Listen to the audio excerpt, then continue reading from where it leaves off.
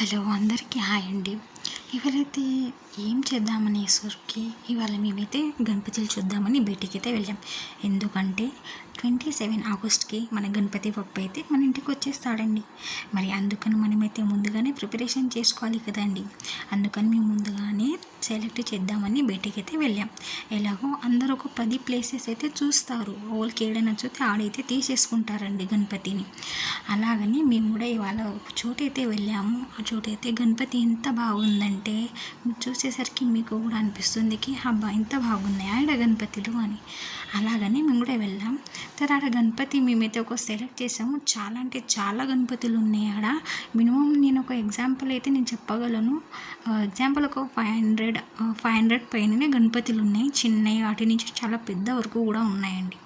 అందులో మీకు ఏది నచ్చితే మీరైతే అది సెలెక్ట్ తీసుకోవచ్చు. అడ్రస్ వచ్చేసి అయితే నేను లాస్ట్లో అయితే పెట్టేస్తాను.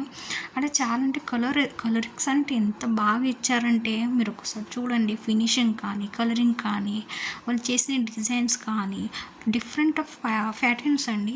ప్యాటర్న్స్ అయితే చెప్పకండి, చాలా చాలా చాలా బాగున్నాయి. డిఫరెంట్స్ ఆఫ్ ప్యాటర్న్స్ అండి. అంటే అయితే సెలెక్ట్ చేసిన గణపతి అయితే మీకు లాస్ట్లో పెడతానండి, చూడండి. నచ్చితే లైక్ చేయండి, సబ్స్క్రైబ్ చేయండి అండ్ సపోర్ట్ చేయండి. Thank you.